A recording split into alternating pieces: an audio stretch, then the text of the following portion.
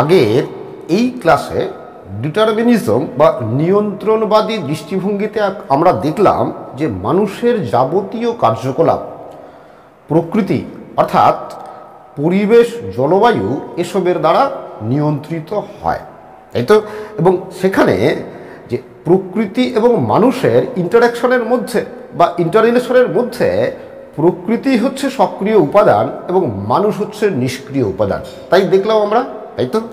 কিন্তু দেখো যে আমরা দেখি যে মানুষ তার বিচার বুদ্ধি, কলাকৌশল, প্রযুক্তি, বিদ্যা বুদ্ধি, জ্ঞান বিজ্ঞান এসবের মাধ্যমে মানুষ তার পরিবেশ বা প্রাকৃতিক ব্যবস্থাকে পরিবর্তন করে বা নিজের বশে এনে মানুষ তার নিজের মতো করে ব্যবহার করতে পারে। আমরা দেখি এরকম, তাই কি না?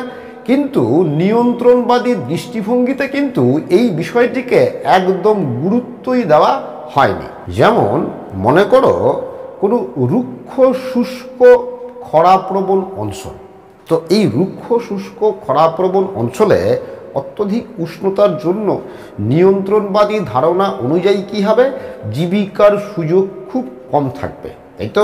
জনবসতিও খুব নগণ্য হবে। কিন্তু দেখা যায়, আমরা দেখি যে এরকম খরাপ্রবণ অঞ্চলেও সেচখাল নির্মাণ করার মাধ্যমে, সেচখাল তৈরি করে মানুষ ওই এলাকাটিকে বসবাসের উপযোগী করে তুলছে। অর্থাৎ মানুষ প্রযুক্তির সাহায্যে বা উন্নত জ্ঞান বিজ্ঞানের মাধ্যমে প্রাকৃতিক পরিবেশকে বদল করে নিজের ব্যবহারের উপযোগী করে তুলছে। মানুষ যে নিজের প্রয়োজনে এই প্রাকৃতিক নিয়ন্ত্রণকে এড়িয়ে যেতে পারে বা প্রাকৃতিক পরিবেশকে বদল করতে পারে তার কিন্তু অনেক নজির আছে। যেমন ধরো খুব শীতল অঞ্চল, ঠান্ডা শীতল অঞ্চল, যেখানে অত্যধিক ঠান্ডার জন্য চাষবাস করা সম্ভব হয় না, ঠিক আছে। কিন্তু দেখা যাচ্ছে মানুষ উন্নত প্রযুক্তির সাহায্যে সেখানে কাচের ঘর বা গ্রিন হাউস তৈরি করে শাকসবজি উৎপাদন করছে। সুতরাং প্রকৃতি যে মানুষের সমস্ত কার্যকলাপকে নিয়ন্ত্রণ করে, এই ধারণা অনেক ভৌগোলিকই মেনে নিতে পারেননি।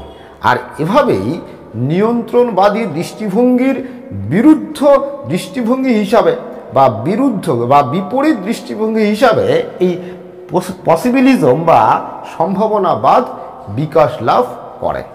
আর আজকের ক্লাসে আমরা এই পসিবিলিজম বা সম্ভাবনাবাদ দৃষ্টিভঙ্গি সম্পর্কে ডিটেলসে জানার চেষ্টা করব, ঠিক আছে। দেখো, এই পসিবিলিজম বা সম্ভাবনাবাদ দৃষ্টিভঙ্গিতে বলা হয়েছে যে প্রকৃতি বা পরিবেশ মানুষের সামনে কতগুলি সুযোগ বা সম্ভাবনা সৃষ্টি করে দেয়। মানুষ তার বিচার বুদ্ধি, প্রযুক্তি, কলাকৌশল, জ্ঞান, অভিজ্ঞতা এসবের মাধ্যমে এই সম্ভাবনাগুলি থেকে বা সুযোগগুলি থেকে কিছু সম্ভাবনা বেছে নিয়ে কাজে লাগায়। যেমন কল্পনা করো যে কোনো একটি সমুদ্রের তীরবর্তী এলাকা যেখানে জমি আছে এবং ওই জমির তলায় বা মাটির তলায় মনে করো খনিজ সম্পদও আছে এবং সমুদ্রে প্রচুর মাছও আছে। তার মানে সেখানে প্রকৃতি বিভিন্ন রকম সুযোগ বা সম্ভাবনা সৃষ্টি করে রেখেছে। যেমন এক, জমিতে কৃষিকাজের সম্ভাবনা সৃষ্টি করে রেখেছে। দুই, জমিতে খনিজ সম্পদ উত্তোলনের সম্ভাবনা সৃষ্টি করে রেখেছে।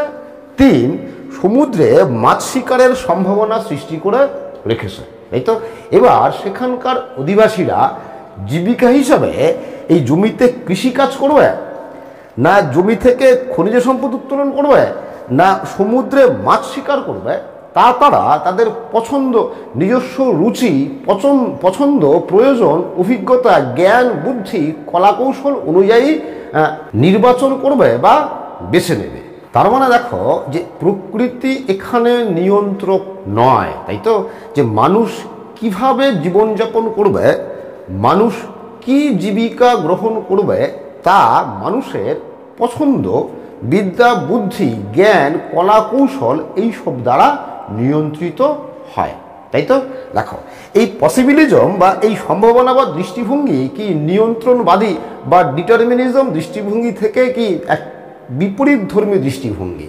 যে নিয়ন্ত্রণবাদী দৃষ্টিভঙ্গিতে কি, নিয়ন্ত্রণবাদী দৃষ্টিভঙ্গিতে যে প্রকৃতি হচ্ছে সক্রিয় আর মানুষ হচ্ছে নিষ্ক্রিয় উপাদান, কিন্তু এই পসিবিলিজম বা সম্ভাবনাবাদ দৃষ্টিভঙ্গিতে কি প্রকৃতি হচ্ছে নিষ্ক্রিয়, মানুষই হচ্ছে সক্রিয় উপাদান। এই পসিবিলিজম বা এই সম্ভাবনাবাদ দৃষ্টিভঙ্গির প্রধান সমর্থকরা হলেন দেখো যে ভিদাল দা লাব্লাস, লুসিয়ান ফেভর, জিন ব্রুন্স, আলফ্রেড কিরফক, জি টেনথাম, কার্ল ও স্পায়ার, ইসাহ বাউমেন। এরা হলেন এই পসিবিলিজমের প্রধান সমর্থক। তোমরা ভালো করে মনে রাখবে এই লুসিয়ান ফেভর প্রথম এই পসিবিলিজম শব্দটি ব্যবহার করেন। এটা কিন্তু প্রশ্ন হতে পারে যে এই পসিবিলিজম শব্দটি কে প্রথম ব্যবহার করেন, তাহলে উত্তর হবে লুসিয়ান ফেভর। ঠিক আছে। আর তোমাদের আমি আগের ক্লাসেই বলেছিলাম যে French school of geographical thoughts এর ভৌগোলিকদের মাধ্যমেই এই সম্ভাবনাবাদ বা পসিবিলিজম বিকাশ লাভ করে। বিখ্যাত ফরাসি ভূগোলবিদ এই ভিদাল দা লাব্লাস এই সম্ভাবনাবাদের কাঠামোটি নির্মাণ করেছিলেন, আর তাই এই ভিদাল দা লাব্লাসকেই কিন্তু এই পসিবিলিজম বা সম্ভাবনাবাদের প্রধান প্রবর্তক বলা হয়। এটা কিন্তু প্রশ্ন হতে পারে। ঠিক আছে। দেখো যে তিনি তখনকার ডারউইনের বিখ্যাত ধারণা বা মতবাদের বিপরীতে গিয়ে তিনি তার মতবাদ উপস্থাপন করেছিলেন। ডারউইন বলেছিলেন, তার মতবাদে বলেছিলেন যে পরিবেশে শুধুমাত্র সেই সব জীবেরা বসবাস করবে বা বেঁচে থাকতে পারবে যারা পরিবেশের সঙ্গে নিজেকে মানিয়ে নিতে পারবে। নিজেকে মানিয়ে নিতে না পারলে সেই সব জীবেরা পরিবেশে টিকে থাকতে পারবে না। কিন্তু এই ভিদাল দা লাব্লাস বলেছিলেন যে প্রকৃতি মানুষের সামনে কিছু সম্ভাবনা বা পরিবেশ সৃষ্টি করে, কিন্তু মানুষ কিভাবে তার সঙ্গে খাপ খাওয়াবে বা কী ধরনের প্রতিক্রিয়া করবে তা নির্ভর করে মানুষের জীবনযাত্রার ঐতিহ্য বা জীবনশৈলীর উপর। ঠিক আছে। দেখো তিনি এই জীবনশৈলী বা ওয়ে অফ লিভিং এই ধারণা প্রবর্তন করেন, যাকে তিনি জেনরে ডি ভি বলেছেন। তার খ্যাতনামা ছাত্রদের মধ্যে এই জিন ব্রুন্স, দেমার্তনি, আলবার্ট ডেমানজিয়ন, ম্যাক্সিমিলিয়ান শর্ট, রাউল ব্লেনচার্ড এরা ছিলেন এই ব্লাসের মতবাদের সমর্থক। তিনি দেখো স্কুল অফ পসিবিলিজম বা এই সম্ভাবনাবাদ চর্চার কেন্দ্র গড়ে তুলেছিলেন। এটাও কিন্তু প্রশ্ন হতে পারে যে স্কুল অফ পসিবিলিজম কে গঠন করেন, তার উত্তর কি হবে? ভিদাল দা লাব্লাস। এরপর দেখো এই লুসিয়ান ফেভর। দেখো লুসিয়ান ফেভর ছিলেন একজন ঐতিহাসিক। তিনি এই ভিদাল দা লাব্লাসের সম্ভাবনাবাদ মতাদর্শটিকে আরও এগিয়ে নিয়ে যান। এই ফেভরের রচিত বিখ্যাত গ্রন্থটি হলো দেখো জিওগ্রাফিক্যাল ইন্ট্রোডাকশন টু হিস্ট্রি। এটা কিন্তু প্রশ্ন হতে পারে যে জিওগ্রাফিক্যাল ইন্ট্রোডাকশন টু হিস্ট্রি গ্রন্থটির রচয়িতা কে, তাহলে উত্তর কি হবে? Lucien Febvre. ওকে। তিনি বলেন দেখো যে there are no necessities but everywhere possibilities, অর্থাৎ প্রয়োজন বলে কিছু নেই, যা সর্বত্র আছে তা হলো সম্ভাবনা। আর এই সম্ভাবনাগুলো থেকেই মানুষ তার বিচার বুদ্ধি দিয়ে, বিচার বিশ্লেষণ, বিজ্ঞান, কলাকৌশল, বুদ্ধি এগুলো দিয়ে সম্ভাবনাগুলি থেকে নিজের পছন্দ মতো সম্ভাবনা বেছে নেয়। ঠিক আছে। এরপর দেখো যে ইসাহ বাউম্যানের রচিত বিখ্যাত গ্রন্থ হচ্ছে দেখো geography in relation to the social science. এটা প্রশ্ন হতে পারে যে geography in relation to the social science এই গ্রন্থটির রচয়িতাকে, তাহলে উত্তর কি হবে? ইসাহ বাউম্যান। এই গ্রন্থটিতে তিনি এই সম্ভাবনাবাদ মতাদর্শটি প্রচার করেন। ঠিক আছে। এবং তার গবেষণাপত্র এবং তার সব গবেষণাপত্র দ্য পায়োনিয়ার ফ্রিঞ্জ নামে প্রকাশ করে তিনি এই সম্ভাবনাবাদ মতাদর্শটিকে প্রতিষ্ঠা করেন। এরপর দেখো এই পসিবিলিজম বা সম্ভাবনাবাদ দৃষ্টিভঙ্গির আরেকজন সমর্থক ছিলেন কার্ল অর্টুইন সয়ার। ঠিক আছে। দেখো আমরা এই ল্যান্ডস্কেপ কি আমরা জানি, এই তো আচ্ছা, কি যে কোনো ভূমিরূপ, কোনো একটা ভূমিরূপ আছে, ওই ভূমিরূপে মানুষের হস্তক্ষেপ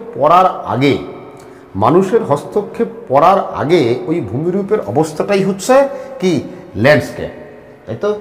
কিন্তু কোনো ভূমিরূপে মানুষের হস্তক্ষেপের ফলে বা মানুষের ইন্টারাকশান বা মানুষের ক্রিয়া প্রতিক্রিয়ার ফলে ওই ভূমিরূপের বদলে গিয়ে বা ওই ভূমিরূপের পরিবর্তন ঘটে যে পরিবর্তিত ল্যান্ডস্কেপের তৈরি হয়, সেই পরিবর্তিত ল্যান্ডস্কেপকেই এই কালচারাল ল্যান্ডস্কেপ বলে। তাহলে এই কালচারাল ল্যান্ডস্কেপ তৈরি হচ্ছে কি মানুষের পরিবেশের সাথে মানুষের ক্রিয়া প্রতিক্রিয়ার ফলে।